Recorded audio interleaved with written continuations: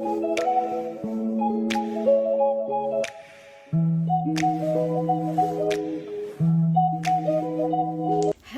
beautiful people. Hello, hello, hello. Happy Monday. Happy Monday. Believe it or not, it's the last Monday in the month. Okay, July. Hello, hello. Where are you? I guess we'll see you later. Hello, August. It is the last Monday in July. I hope everyone's Monday is starting off well. And yeah, thank you so much for tuning in to another episode of Hues of Beauty IG Live. Super excited, as always, about our guest that will be speaking with us today. She is a registered nurse that focuses in aesthetics. So super excited about that. So I am going to invite her in. Really quick before I invite her in, just wanted to give an update on the next event will be the end of September. I'm locking in, y'all. I'm locking in. The next event will be the end of September. Again, nice little meet and greet.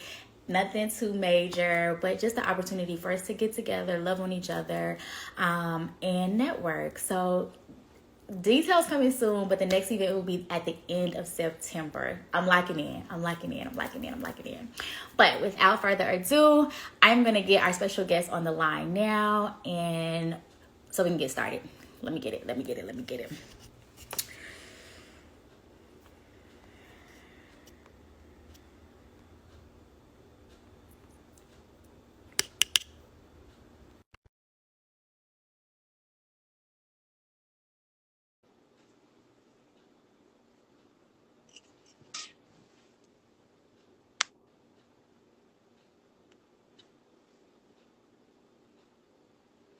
All right. So I sent an invitation out.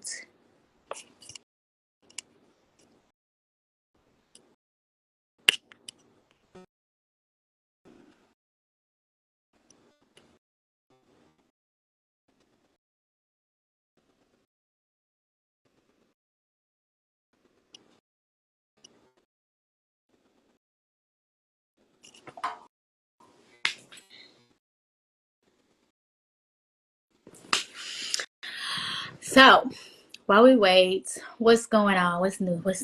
Let me see. Anything new going on? Nope. My birthday is in September, so I officially almost have like a month left because, July is basically gone. So yeah, August 1st, I am starting the countdown. Okay.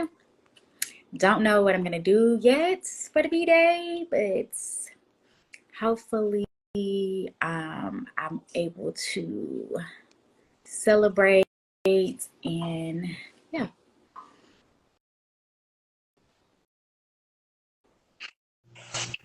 Hello. How are Hi, you? I'm doing well. How are you? Good. We have the same hair. We do. It's a blonde summer. I love this color. Yes, I love the blonde. I'm like, okay, blonde. I'm loving the blonde for the summertime for sure. Nice. How are you? Happy Monday. Happy Monday. I know. It's a Monday. Yeah, it starts off real like, okay, how Mhm. man, how you gonna act? But here we are. Nice. So tell everyone who you are, and just give us a little bit of background about education, how you got into aesthetics, things like that. So I'm Bettina Harriet. I'm currently an aesthetic nurse at Bednar Cosmetic Surgery. I got into aesthetics back in 2011, I want to say. I became an esthetician back then. I was going to college, just taking general ed courses, had no idea what I wanted to do, and applied for nursing school and totally forgot about it. So No. immediately after completing aesthetics, I rolled right into nursing school, and I've been a nurse ever since. And now I'm back into aesthetics. It's been 2 years now. Nice. So I actually did not know that you started aesthetics and then kind of transitioned on the medical side. I Nice. Nice. did. So tell us, why did you decide to do that transition as opposed to just being a nurse? I mean, as opposed to just being an aesthetic esthetician, why did you think it was important to go to school, get your RN? Um, To be honest, it was just highly encouraged by the instructors I had at that time because I was so torn. Like aesthetics has always been a passion of mine. I did freelance makeup for a little while, and I just couldn't fathom leaving the industry to be a nurse. But my instructors told me it would work out for me in the long run and to just trust that path and to follow it. And that's what I did. So the minute I became a nurse, my motivation was to find a way out and back into aesthetics. Nice. Now, what's your background in nursing? Because you did some travel nursing at one point. I did. So I did travel nursing with critical care. I did cardiac care. I did pre-op, post-op, PACU. I tried it all. So you have a very wide range of your background is very diverse. Mm-hmm. Nice. How do you feel like that has helped you transition into aesthetics, like with your fillers or, neurotoxins, things like that? I think the way that I lived my nursing career has helped me tremendously in aesthetics because it taught me to always be a student. I never shied away from learning a new skill or getting to know new people. I'm not the most social butterfly, but I know that like I'm going to learn something new and I appreciate people for what they teach me. So it definitely taught me how to be a professional student. Nice. Yes. Now, tell us, you're working now at a plastic surgeon's office. How did we get there? And from esthetician, RN, now we're in a whole plastic surgeon office. Tell us about that trajectory. So it was definitely divine timing. I don't know how else to explain it. I travel nursed and my last contract, I came home and I sat on the couch and I said, I'm never going back. I can't go back to bedside. I don't know what's in store for me. And then a friend sent me a screenshot of someone just needing help in an office. They weren't very descriptive at all. And I was like, okay, well, maybe I'll just give them a helping hand while I figure out the rest of my life. And it turned out to be Bettina cosmetic surgery. Oh, isn't that ironic? It really was divine timing. I just needed to be still. Yes. Mm-hmm. I had that moment where I was like, bedside nursing? No, ma'am. Done.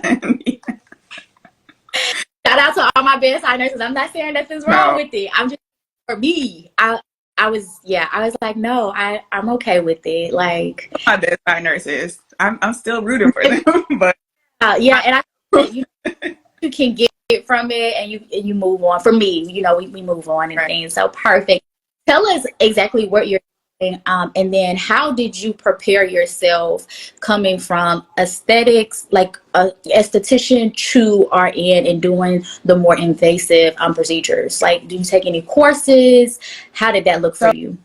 So that transition for me just looked like I just kept my head in the game, especially while I was nursing. I never let my aesthetics go by the wayside. Whenever I saw a free webinar or I could attend some sort of class, whether it was free or paid for, I kept my foot in the door.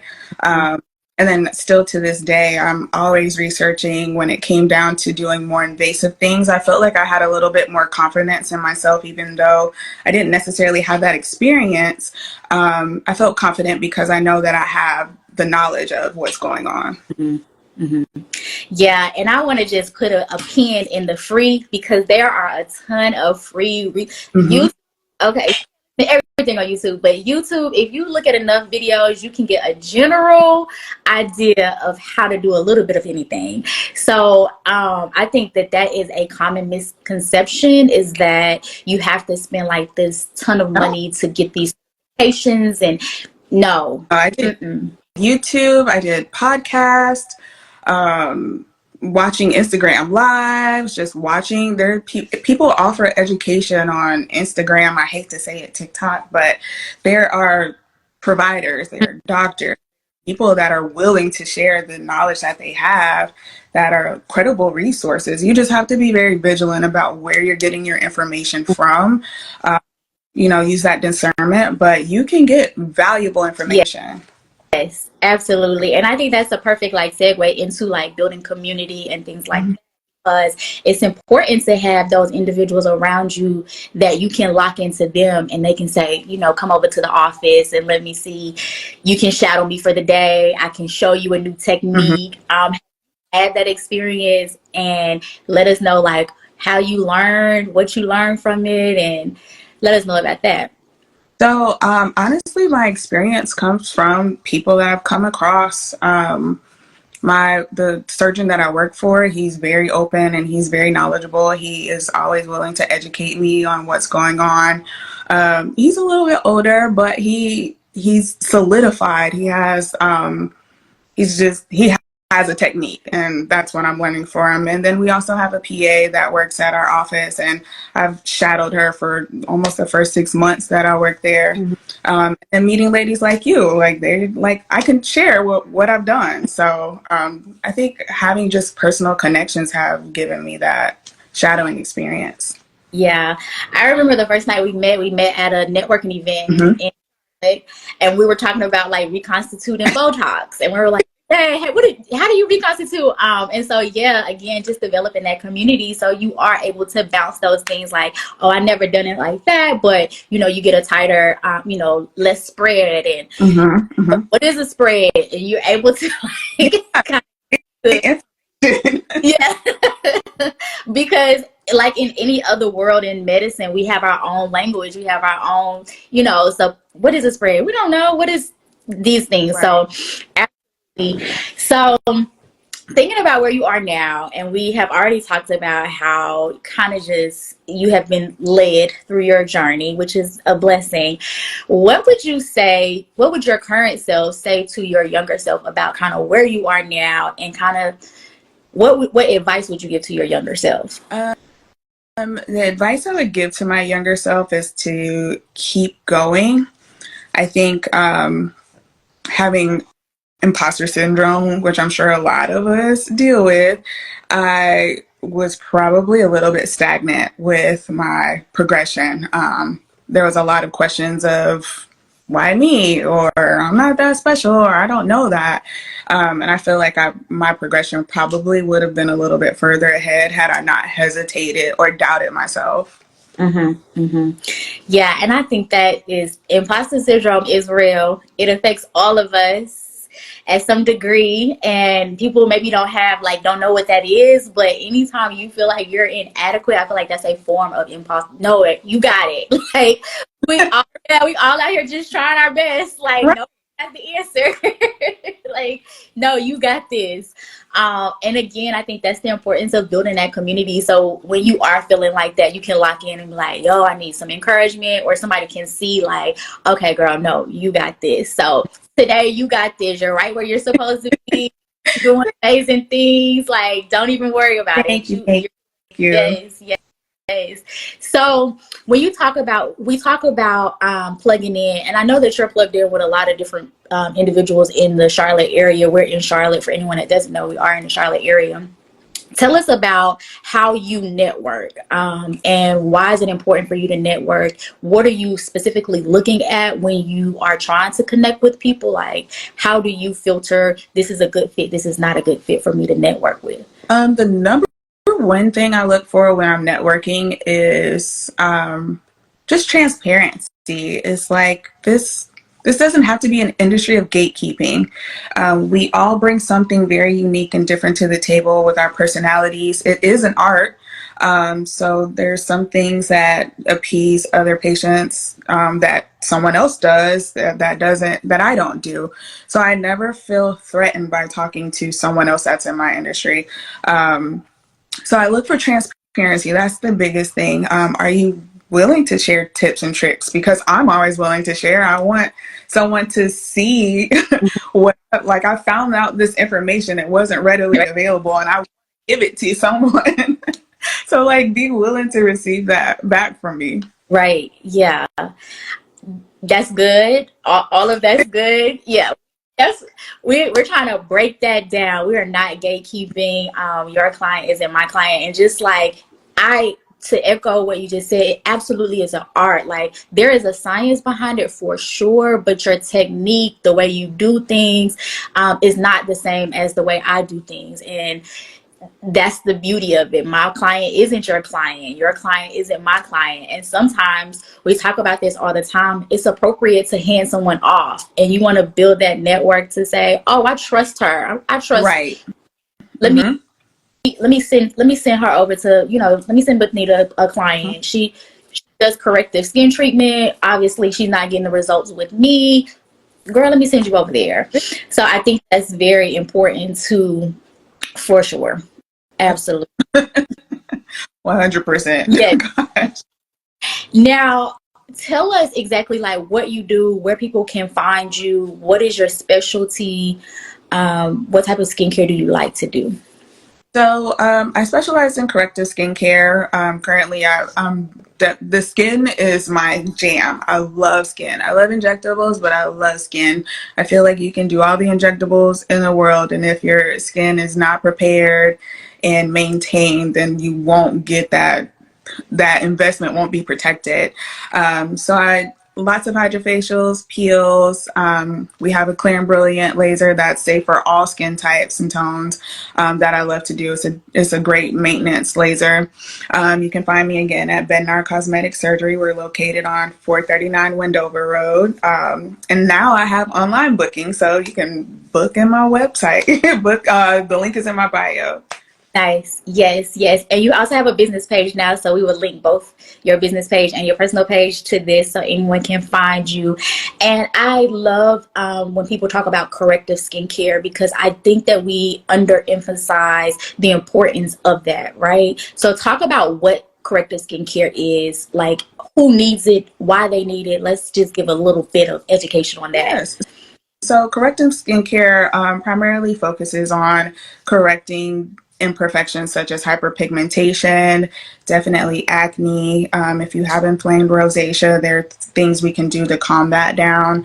You want to correct your compromised barrier is what I focus on. So helping the skin recover and get to a point of homeostasis that you can just maintain to have healthy skin, or you can maintain it so that we can do more advanced treatments and your skin is prepared for those things. So when treating women of color, I feel like we don't always get educated on prepping for these services. So we shy away from the service altogether, but it's like, no, it's safe. I can treat you, but you have to prep the skin. We have to get you ready, and then we can really hammer it in and get rid of that hyperpigmentation that you're experiencing. Yeah, I love everything about it, for sure.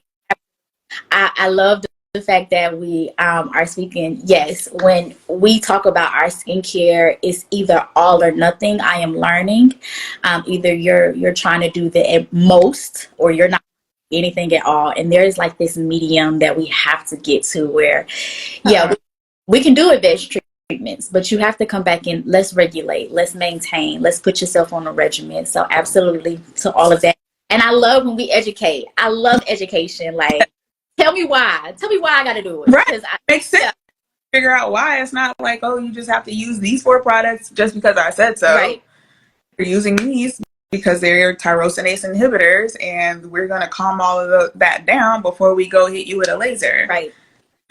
So, laser is going to further damage your skin, and you're going to be mad at us, and then you're not going to trust us again. Oh. Exactly. So education. So she's educating. This is what we need. She's educating. I love it, love it, love it. Tell us one thing that your current self would say to your future self, looking forward to your goals, your next steps, your big dreams. What are you telling your future self to get you there? Whew, I am always telling my future self to push through the comfort zone. So easy for me to kind of get in the pocket and just relax and chill. I'm like, it's nice here. I'm not being challenged. But once I hit that barrier, I always feel like I have a bigger breakthrough. I learn a new skill, a boost of confidence. So I have to push through that comfortability. Yeah. That's good. That's good. I agree. We have to continue to challenge those borders, and you're doing amazing work anyway. So I have no doubt You're going to continue to do amazing work. Again, thank you so much. Anything else you want to leave with us before we say goodbye? I really appreciate your time this evening. I just want to say thank you to you for providing this space.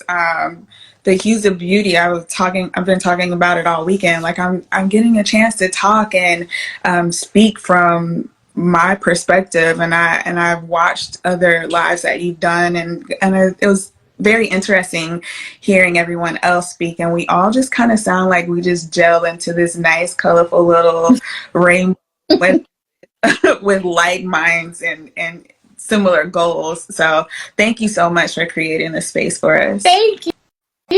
Thank you. That means a lot. Absolutely. I was just saying we're going to be having another event the end of September. Like you said, I got to lock in. We had an event in April, and I was like, when are you going to have another event? I'm just like, ugh. So September, I'm locking in. End of September, select the date, select the location, and really just put it in stone and came back out. Yeah, and I appreciate everybody engaging for sure. That's what this is for, just to create a space that we can just love on each other. Sometimes it's very hard in the industry, and it can be very gatekeeper-ish, and I just want to break that barrier. I just listen, if there's anything I can do to help you, let me know. I have no problem. You're on it. Well, thank you so much. I really appreciate it. And I will put your Instagram handles at the bottom of this live. If you're interested in booking with Miss Bonita, please hit her up and book on her online booking, right? The link is in your bio. It is. Yep. Perfect. Thank you so much. Have a good night. Bye. Bye. Bye.